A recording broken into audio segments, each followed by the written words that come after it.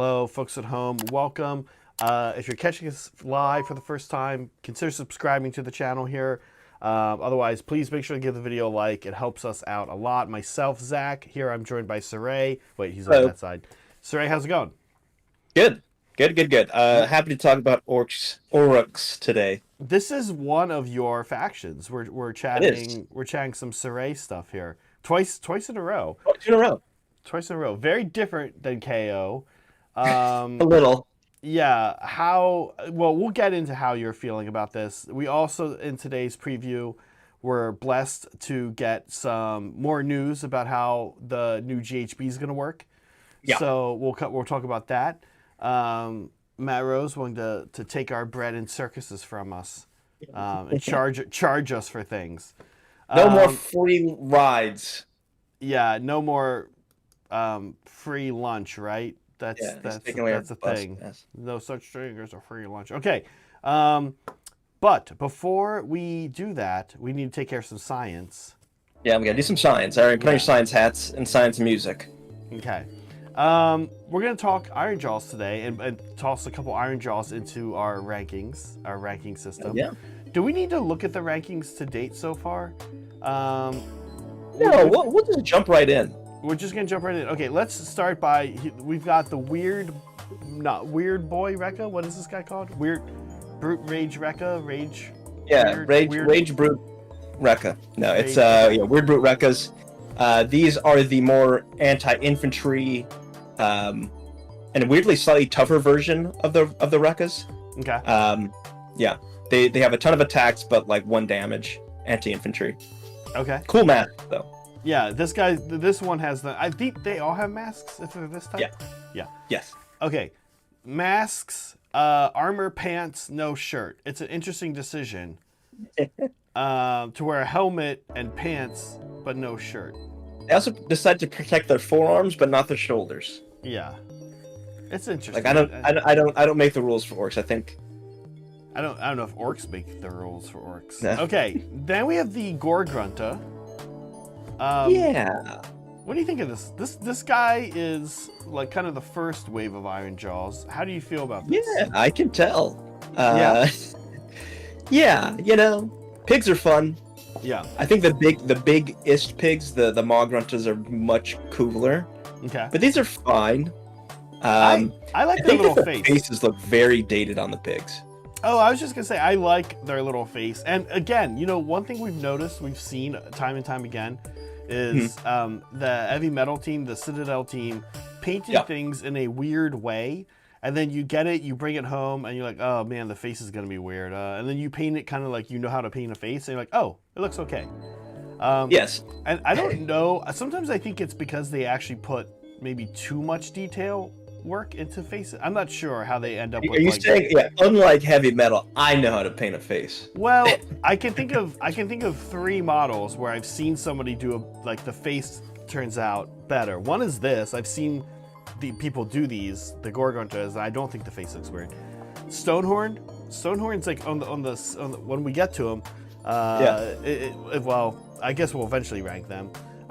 Their faces, they almost look like cross-eyed. They're like weird and derpy looking. Yeah, the Catachan Jungle Fighter is not a great paint job. Right, and then the other one is witch elves, right? Like they put this weird gaudy makeup on witch elves that, as Meg says, makes them look like Mimi from the Drew Carey show, and it's like so bizarre. Anyway, the Gorgrunta. Last but not least, today. Now that's a pig. We're ranking the Maulgrunta. This is specifically the Maulgrunta Gouger. Yes. So this is the one that doesn't have the guys hanging off of the sides. Right. I think this is the best version of it. I think we've talked about models just having too much going on. This is perfect. This is like a pared down best version of the pig, Maulgrunta. The Gouger. It comes in 3 different variations. I think this is the best one. It's agree. an awesome model. It's weird. I do like the side hanging things, but then when you see this without it, it does look quite cool. Oh, good, right? Yeah, I do like it. All right. I think we can start here. Let's start here. Okay. Scientifically speaking, do you... This is high for me. This is very high. We're jumping into the top 12 here? Oh yeah. Okay. So, is it better than an Iron Weld Great Cannon? Oh yes. In my opinion, yes. Okay, I think so too. Is it better than Iridan the Snitch? Yes. Yeah, I think so too. I think this is where it starts to get hard. Is it cooler than a Gore Warden? Gore Warden is pretty cool. Hold on, I gotta check my calculations real quick. Do some calculations, yeah, please. Right, this is why he's the head scientist, folks. All right, I did some calculations. Yeah. All right, we gotta do a little bit of work here. Okay, so Gore Warden actually needs to go up above Killaboss. Interesting. I just put it through the computer. Okay, interesting. We're actually changing other things. Okay, I mean, Yeah. this is science, folks. It's ever changing. Sometimes you make discoveries mid. Yeah. Okay, so Gore Warden has moved above Killaboss on Gnashtooth. That happens. Yes. Okay. And now above Killaboss is the Magrunta Gouger. Above the kill. Okay, I see. This makes sense. I like what you did there we here. Maw Grunta Gouger? Or Gouja? Gouger. No, it's ER. They know how to spell that one for some reason. Yeah, okay. All right, okay. a new number 5. A new number 5. Top 5 models of all time. Pretty strong. Moving back to the Rekka. How do you... This is also high for me. Yeah? Okay. I mean, we can go down a little bit. Let's scroll down a bit. You like the armor pants, no shirt look? Oh yeah, and I think these things are awesome, Okay. especially in person. These things are sick. Okay. Is he in the top 12 or is he in the? Is he better than Zenestra? No, Zenestra's pretty cool. Okay. Is he better than a Brood Terror? No. Okay. Is he better than a Chain Rasp? Actually, here's a good anchor point. It's number 17. The Free Guild Cav, I think, is a good. That's a good. I think it's right below Free Guild. I feel like there's a huge difference between 17 and 18. There's a huge difference between 17 and 18. Yeah, we have a lot of room to fill in here. I think our new 18 is Weird Brute Rekkas. Okay, Weird Brute Rekkas. Number 18. And then last, and maybe least, is the Gore Grunta. I actually like the Gore Grunta. It's not... Listen, weirdly, I think we're actually going to stay pretty much the same. I think this is... Scroll down a bit. Yeah, Let me see what else we're working on. He's pretty close. Yeah, I think this is right below the Rekkas. I think so, too. Weird. I could see him being... See, the Blood Crusher for me is also, like... Free Guild to Blood Crusher is, like, pretty tight. But then Blood Crusher to Chain Rasp is a huge gap. We have some work to get through in these teen numbers. Well, it's like a periodic table, and we'll discover where the other ones go when we get back to. I just discovered Weird Brute Requiem. Turns out it's number 17. Weird Brute Requiem. Let's check out chat. Elijah got in trouble, apparently. Elijah got in trouble. Oh, man. Ooh, what did Elijah say? It looks like it was like one of those joke... It's just when our mods do the whole joke thing where they delete your comments and stuff. People. Just the joke thing. Ha ha ha, you're banned. Okay, if this ranks higher than Dante, I'm going to be mad. Dante? This is scientifically... Every AOS model is better than 40k models. Everyone knows that. Yeah. Even the least... AOS model is better than the best 40k model. We should rank the games one time, including Heresy, Necromunda. Necromunda is the best 40k range. Lord of the Rings. Yeah, we should rank all the ranges. Okay, so let's chat Ironjawz. We do want to remind people we have a membership drive here. We were doing good and we stalled a bit, so we're trying to. I also want to point out. Sorry. Yeah. Just like real science, the rankings can be influenced by money.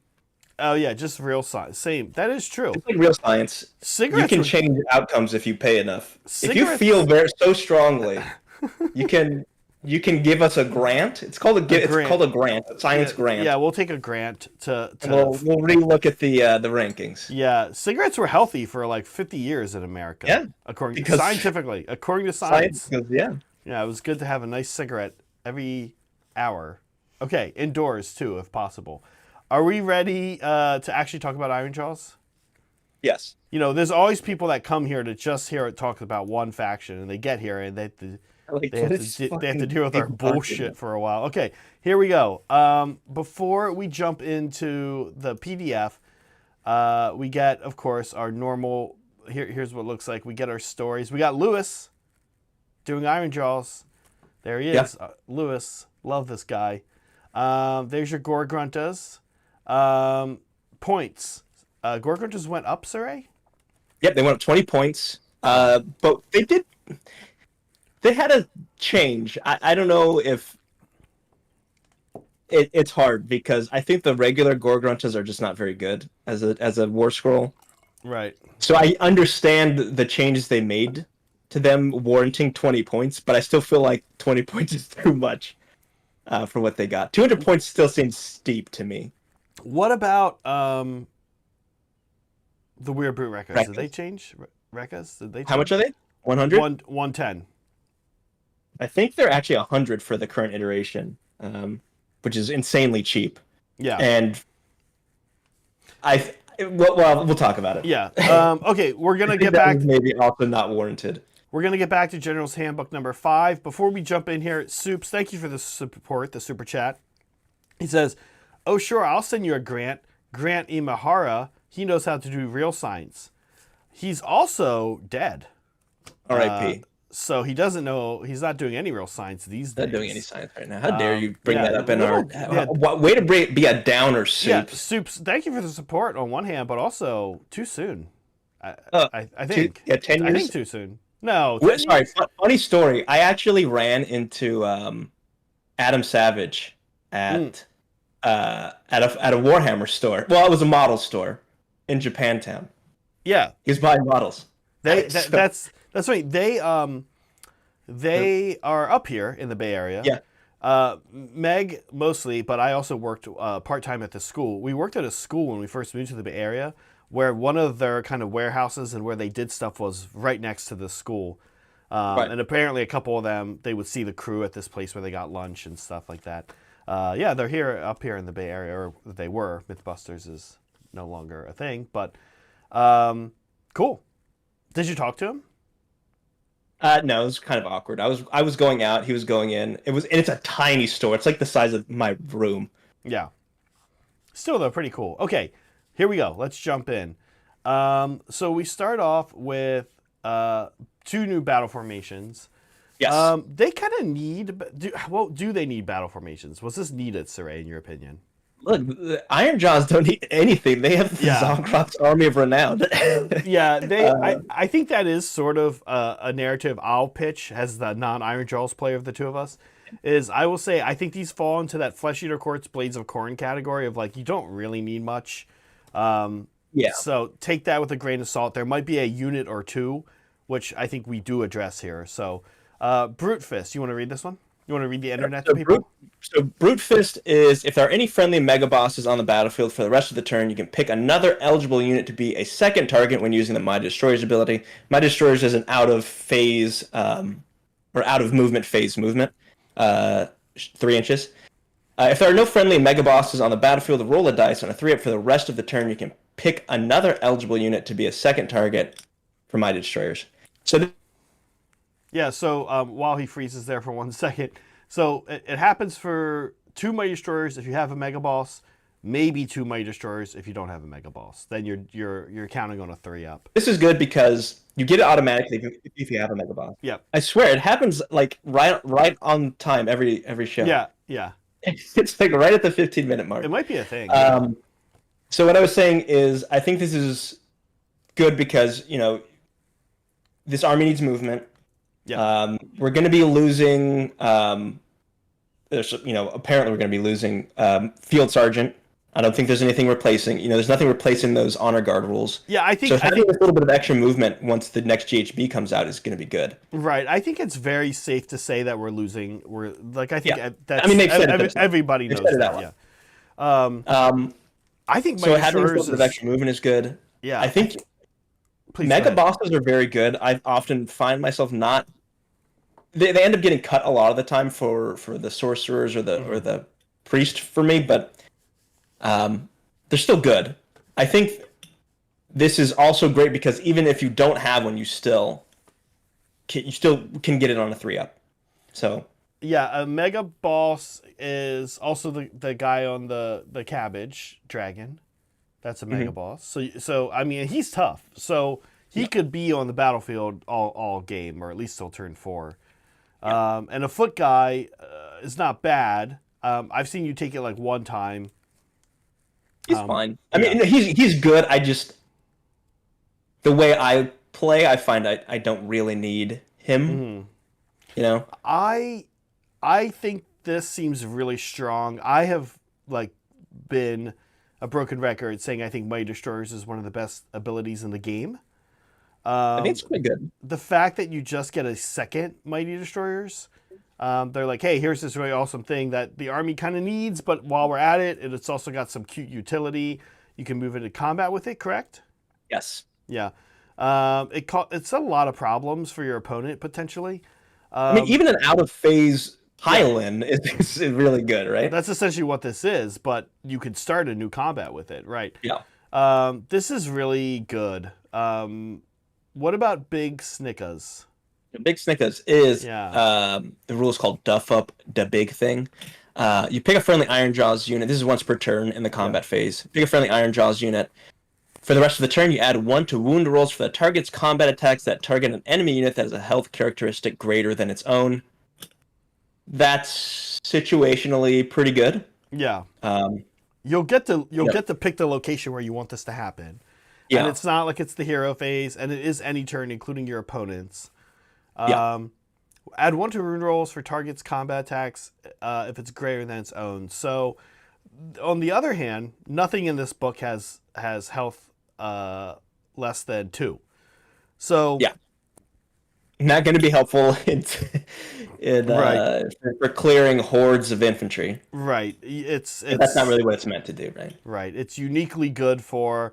I mean, we say hordes of infantry, but even Chaos Warriors, Stormcast. I mean, like, you really need to be going into those elite Stormcasts, those chosen, that elite kind of elite, or you need to be going into, like a Troggoth or frankly a monster, right? Something like that. Yeah. So if you have a ton of boys, this is going to be good against 3 wound infantry, elite infantry. Yeah. If you've got brutes, this is going to be good against monsters, stuff like that. Yeah. This is yeah. Like on brutes, this is pretty ideal because they wound on 3s. So yeah. Unless I'm mistaken, I know that the yeah, I'm pretty sure they went on 3s. Well, for me, I'm always thinking the most, again, something I say, I know I'm a broken record on, one of the best units in the game is Ard Boys, in my opinion. And these guys, this makes Ard Boys wound the right target on 2s, which is quite on 2s, yeah.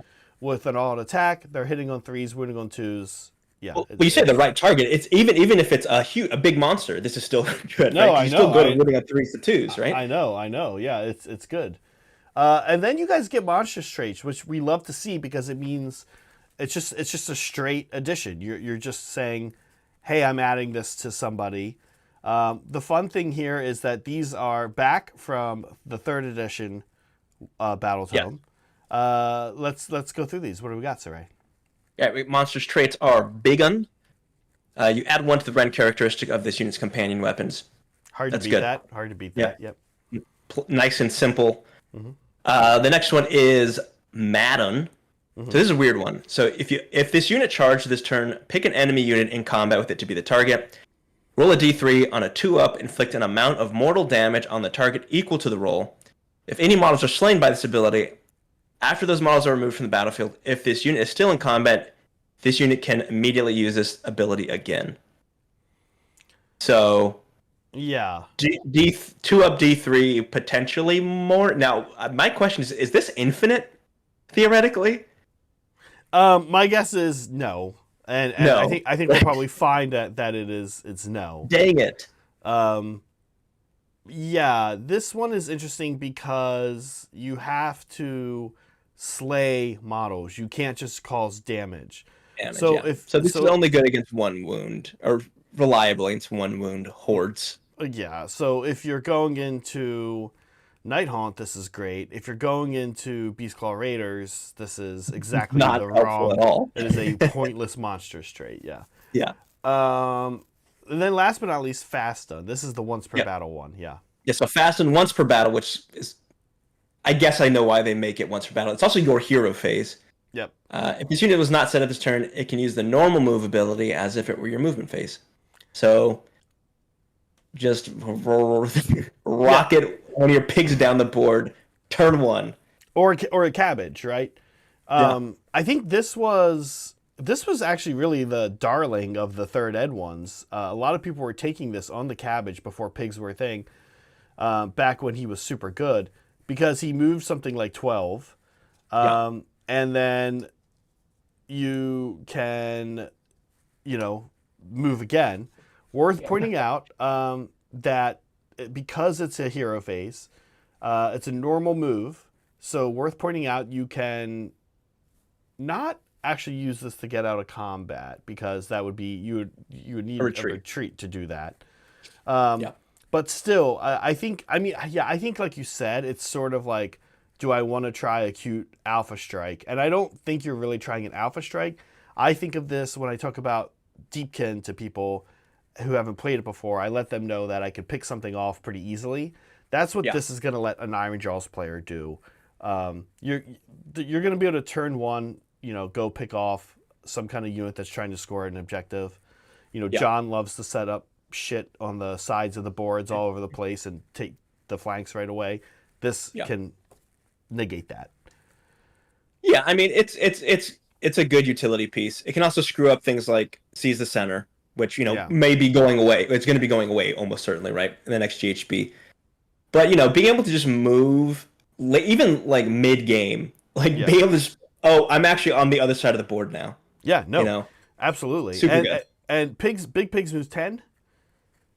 Yes. And how does the momentum work? They have to actually run to do it, or can they? It's a charge.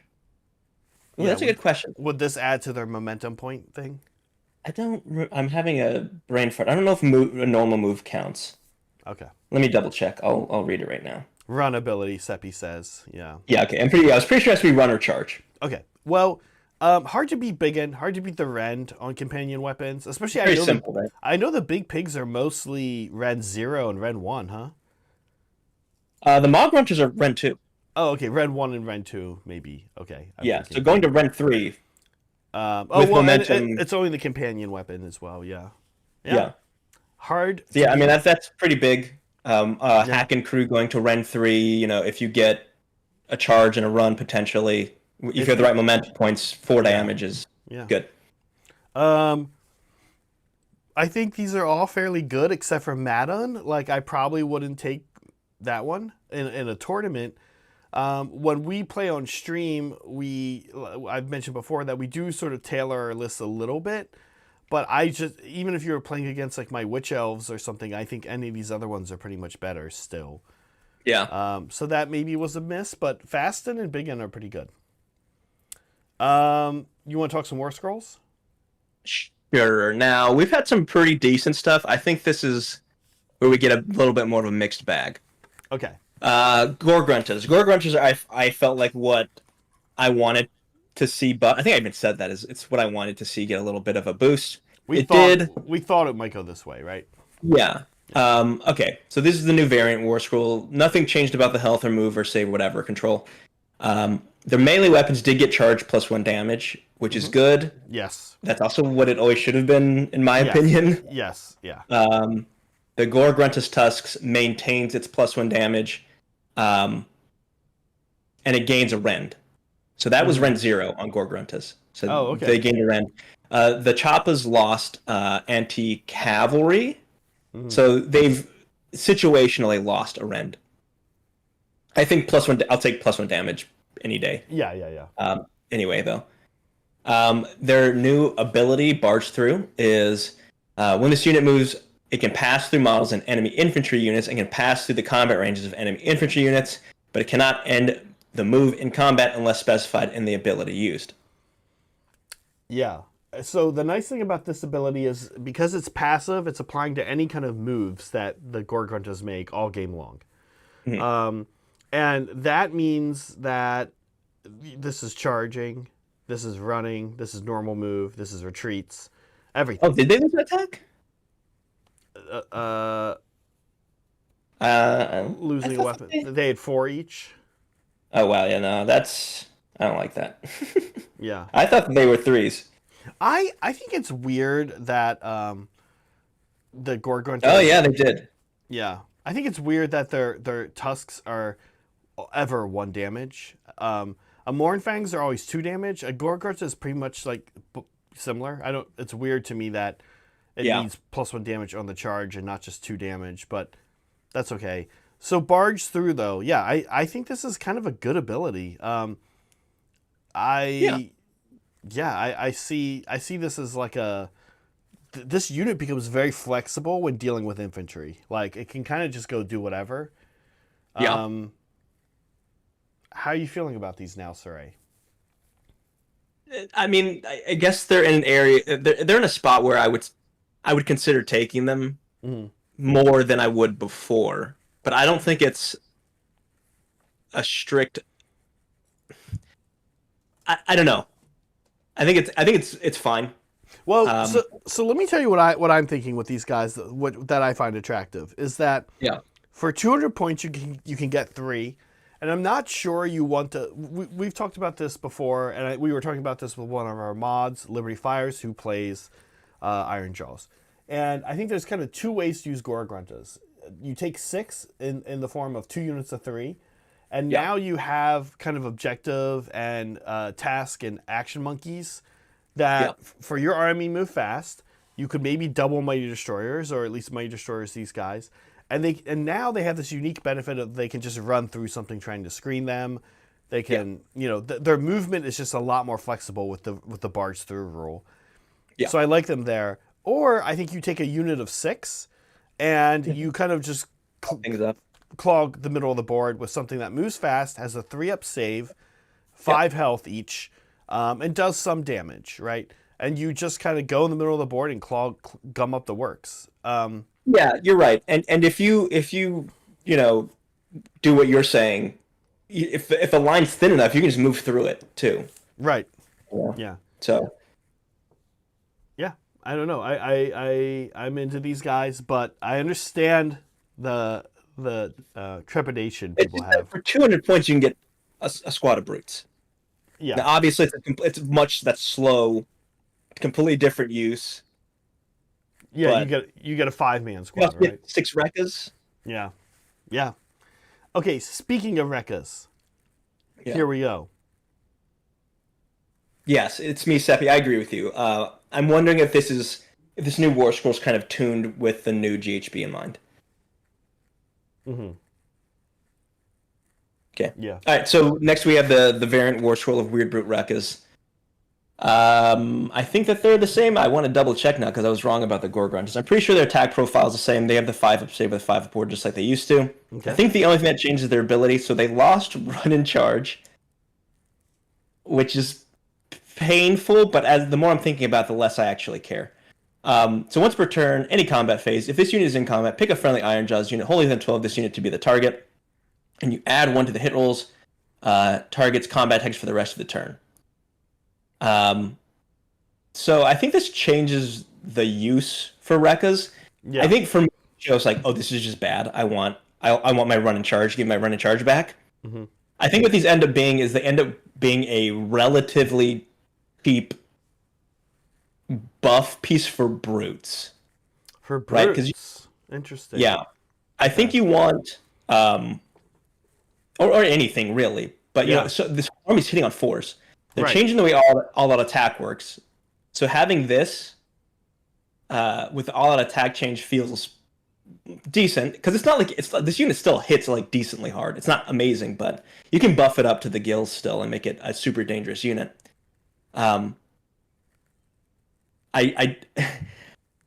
it feels bad. I definitely feel the no run and charge feels bad, but you still have run and charge on the other Rekkas, on the Right. other Rekkas unit. Right. I think that's like a big thing because these guys, I see their role changing too. I like the brute help, but also Ard boys, like keeping them in with Ard boys. We were talking about this before stream.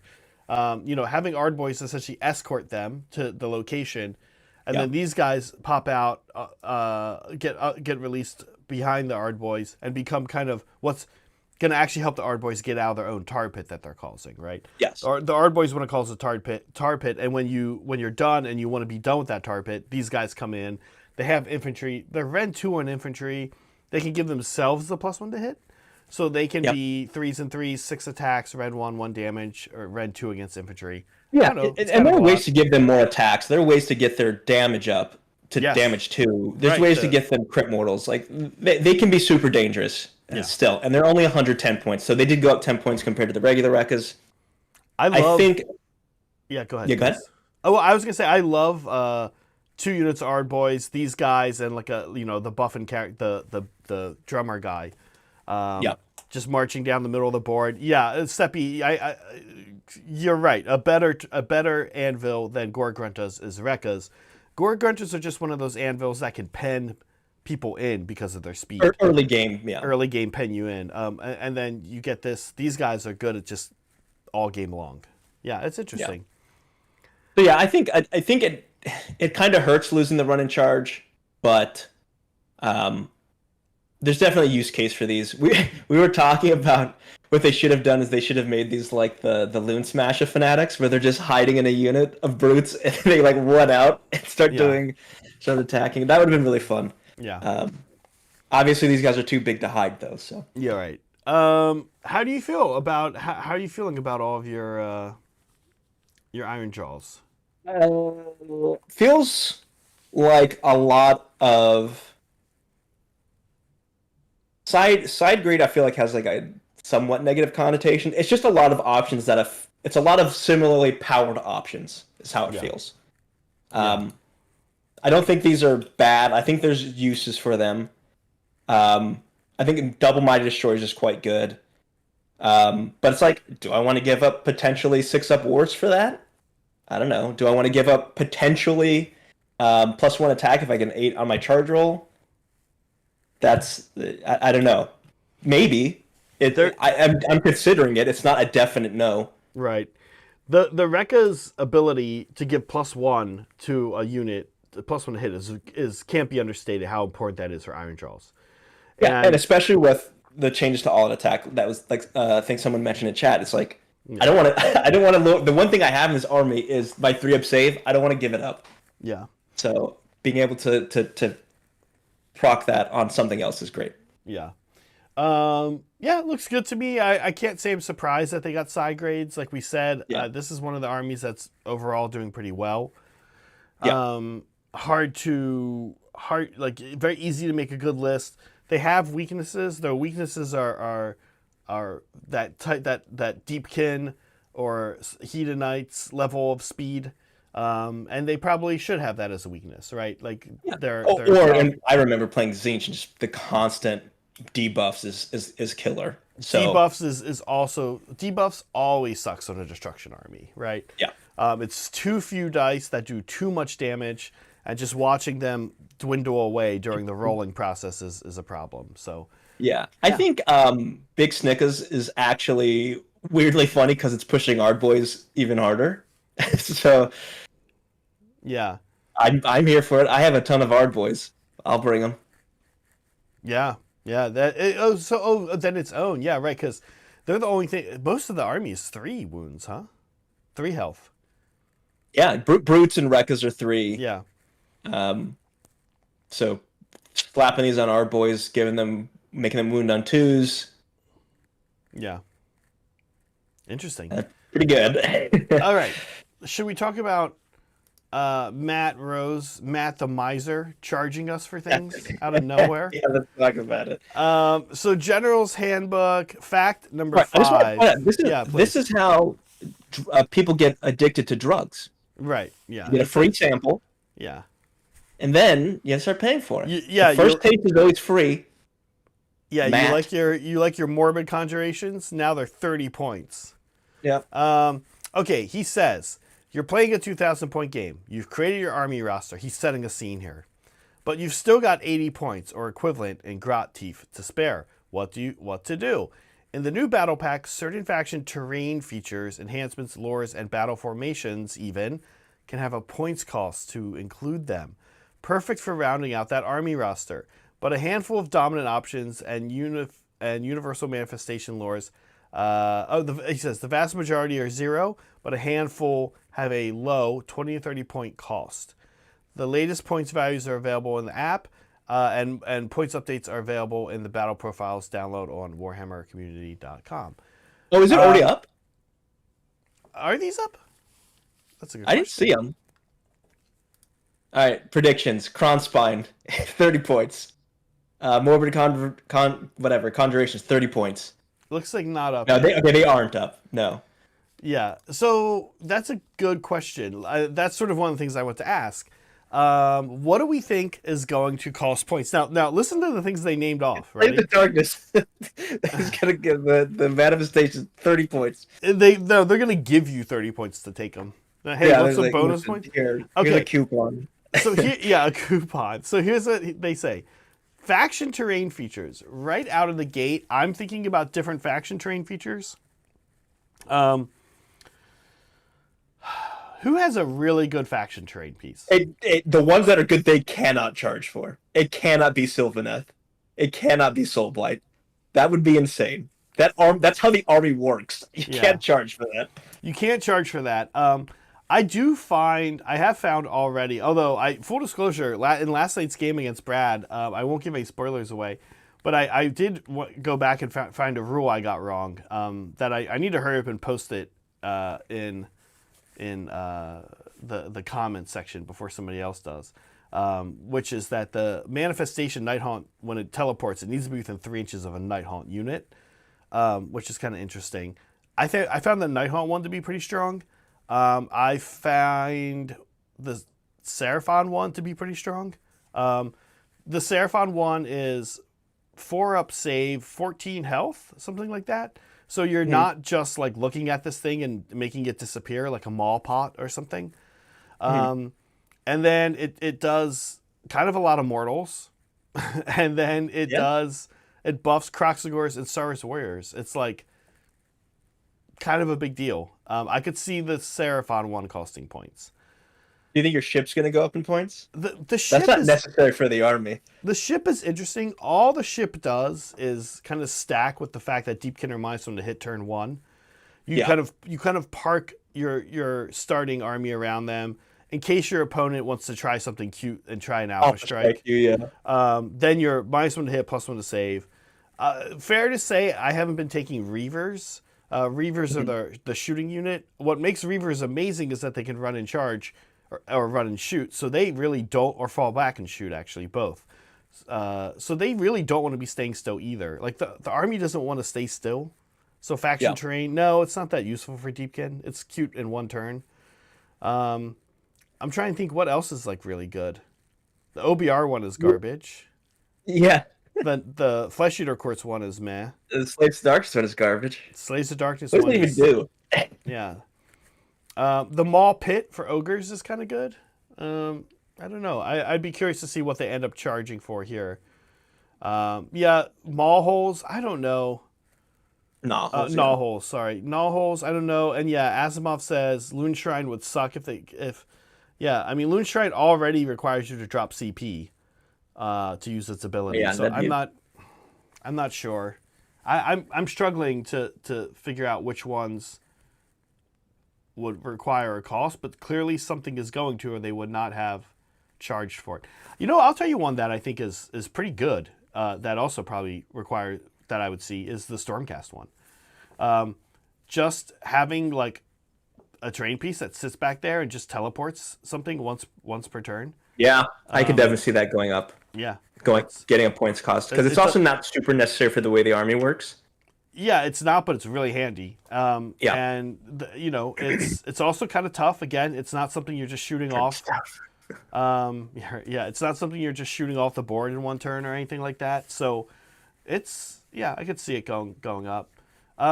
Enhancements. I don't know. We could go through every book and try to figure that out. Yeah, But I don't know which ones really stick out to me that are like, this needs a points cost. I think it's hard. It's going to be hard for us to say enhancements or lores and discuss Yeah. those. I Well, can't. lores, I think we can say like manifestation lores. I think Oh yeah, quantum yeah, mine's going up. yeah. You think Right. Kronspine? I think people Yeah. are probably going to say. I think the big three offenders are going to be Kronspine, uh, Primal, And then and Morbid. morbid. Yeah. Yeah. I could see Morbid being 30, and I could see Kronspine and Primal maybe being 20. Yeah.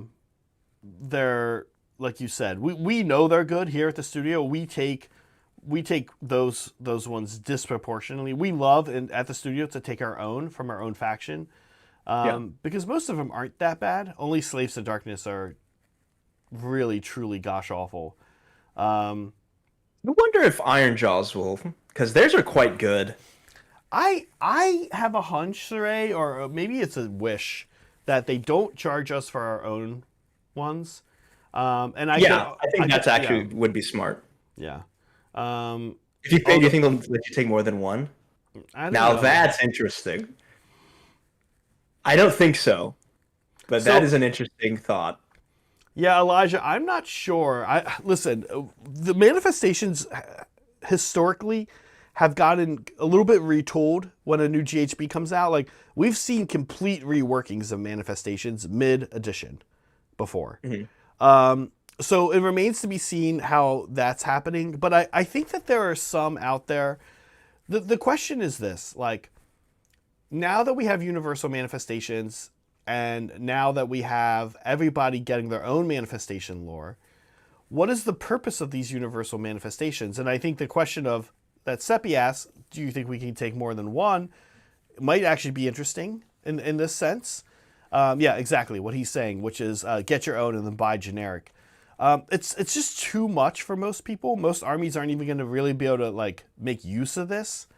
But Yeah, my question that'd be really, really you're hard right. to balance. My Yeah, he just said it. It'd be really yeah, hard to balance. my question really is, um, if they make our own universal manifestation lores good, why are we taking Kronspines, Morbid Conjuration, Primal? Well, we take those three because they are also good. But They're just what better. there are ones like Ethermatic and Twilight in particular. Twilight in particular is needs help. There's no valid real reasons to take it. I've taken it with my Deepkin to be cute, and it can be a little cute. But like, why does everything go off on such a high value? Like, so these universal ones, we're going to need some coaxing to take them. I'm just kind of curious what's going to happen with some of the ones like even Forbidden is kind of meh. Again, we know Yeah. Ironjawz players like the bridge, but I don't know. It's interesting. It's an interesting design space. I'm curious to see what they do with it. Right. But we are calling what Kronspine, Yes. Morbid, Primal. I don't think we're particularly visionary for making those calls. No. Low stakes. Last thing though Top that I think tier. is really interesting, Saray, that they might charge Yeah. for, I want to chat a little bit, is battle formations. Yeah, that feels like new territory. I can make a call for sure on one. Now What's we that? know their book is coming out soon, but Deepkin, Deepkin. If you look at their battle formations, they're actually almost all very interesting. At least Yeah. interesting, I would say fun, and quite frankly, some of them are downright good. We know Deepkin are coming up soon, both as a book, and they're also going to be, will eventually be getting a Ghyran thing for them. Yeah. We don't know if they're getting new battle formations. Their current 4 battle formations are good, but when you look, you're just like, I don't know why I wouldn't take a Kellyan Beastmasters, which is +1 to hit on mounts. So Yeah. all of your eels, all of your sharks, even your turtle, I mean, goes from hitting on 4s to 3s. Like, it's just, there's no reason to take any of the other ones. Right. Now, if they charge me 30 points to be a Kellyan Beastmasters, or I can take the teleporting one for free, it becomes a little more interesting. But I'll be honest with you, it's probably not enough points to matter. Because I'm going to build towards that anyway. I'm going to say, cool, I'm taking a Kellian cavalry because I'm going to be a Kellian Beastmasters. I'm not going to build the list and be like, oh, well, if I drop a Kellian Beastmasters, I get 30 more points. I can take these eels. Of course, they're not as good. And, now I'm going to do the teleporting one.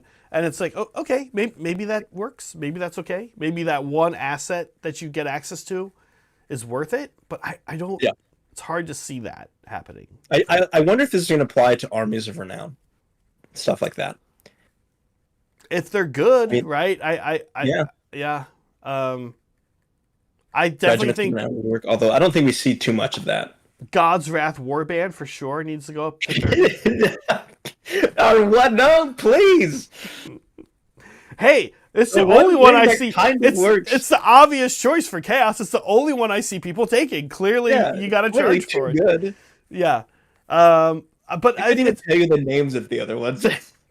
Yeah, I know. I don't. Is the other one. I'm outside of Deepkin.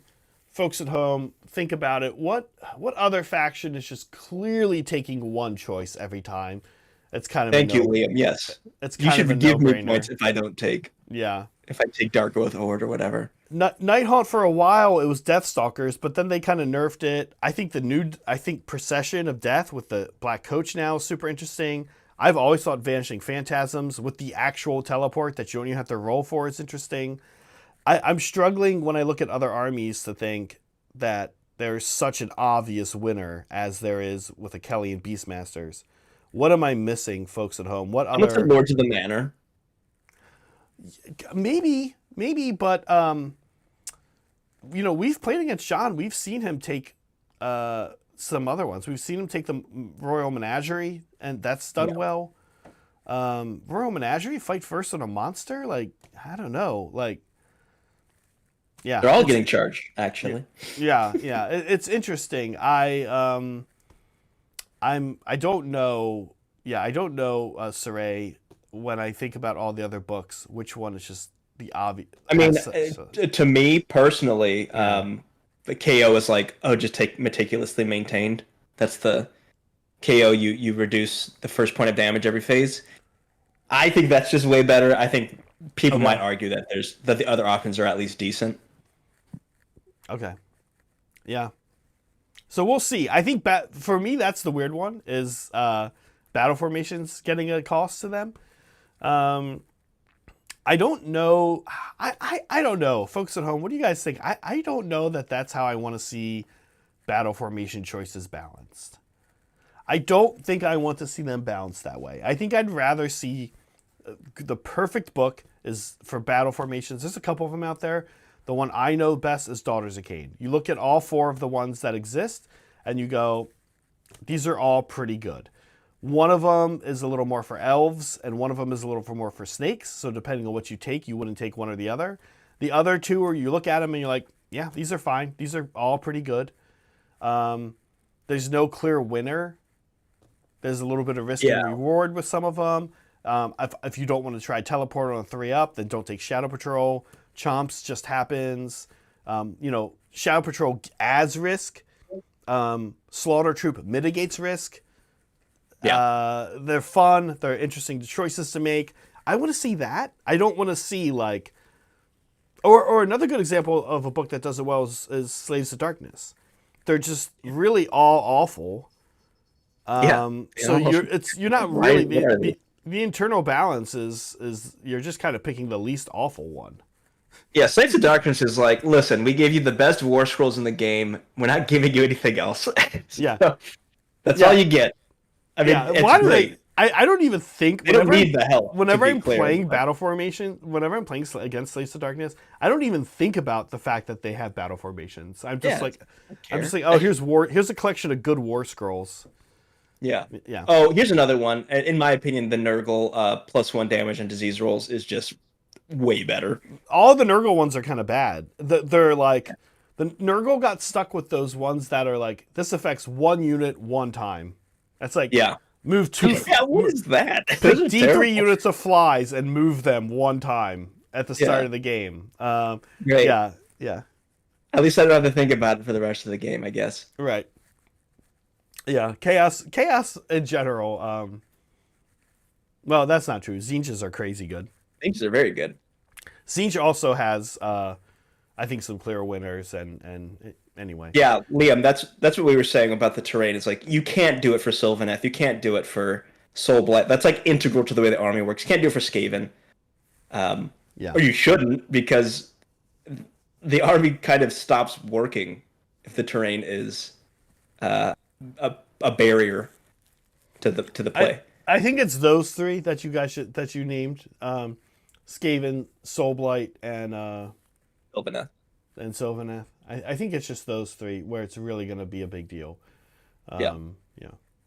Well, how are we feeling about all this news, folks at home? How are you feeling about potentially having to give up your free shit because Matt Rose is coming for your stuff? When it comes to manifestations, I feel like that was kind of almost reaching consensus in the community, was that that's what needed points. I don't think people were thinking that that's what we needed for battle formations or enhancements. I had said it before, is that I had kind of hoped that they wouldn't charge for manifestations, but for the sake of balance, I guess I can at least see an argument for it. I guess I'm a little surprised that they might charge for formations when they're doing That's the Scourge. surprising. Yeah, when they're doing the Scourge of Ghyran stuff, and we're seeing a lot of these books come out with formations that are like, oh, this is great. Like, people are always going to take this. Like the two again, Night Haunts is another example of a faction that has four pretty good ones. Mm-hmm. The two new ones also pretty good. Like the two new ones, you're like, oh yeah, these are both pretty good as well. I think it's gonna be a while before people take a bite on the moving the train pieces one. Yeah. But I think it's interesting. I think it's got some play. I that's weird to me. I assume they would be balancing these out, and let's say a book like Deepkin that has one really good one. I assume that when the Ghyran Scourge comes out, they'll give them two that can compete with that one really good one. Right. And then of course you've got three sitting there that no one's going to use. But you can adjust that in the book. I mean, there is a book coming out for some of these armies in the near future. So, yeah, I guess a little surprising there, to be honest. But we'll see. I'm not doom and gloom about it. I just I'm curious about it. Yeah. Also, it's me, Seppi, also mentioning something that I was thinking is, if you're going to charge for it, you need to have an option to not take one. Well, my guess is some of them are going to be free. Like, yeah, right now, like you look at Deepkin, right? So Kelly Beastmasters is clearly amazing. The other ones are good. One is if you're near a piece of terrain, you can teleport to another piece of terrain. One is I don't know, something with thralls getting +1 rend if they're near Achelian units. Like, they're fine. They're not amazing, but they're fine. If those I imagine are gonna stay 0, right? Yeah. Well, I'm excited to see what happens regardless. Yeah. That's it for us today. Now, tomorrow, a couple things going on. One, they said they're turning up the heat in tomorrow's edition of Scourge of Ghyran. We will be here for a Scourge of Ghyran show tomorrow morning, Saturday morning, 9 a.m. Pacific time, as always. And we have a game at 11 a.m. Pacific time tomorrow. Yep. That game will be Brett playing Cities of Sigmar. He's going to be taking triple cannon. Cannons. Something he has been asking for since the dawn of time. And we also have Graham, who's going to be playing new Gloomspike kits. He's going to be taking the new spell lore. We know that with the spiders. They say that lore is for wolves, but it is actually quite good for spiders. It's a good lore for them. We're closing the poll here today. Saray asked you a third orc god. It's now Gork, Mork, and the winner, Bjork. I don't think Bjork is very orky. I've always kind of thought that she's like an elf. You wouldn't think so. Yeah. But she is sort of she is weird. Yeah, she's the god of the shamans. The clear winner, Bjork. All right, I think we did it, folks, for the day.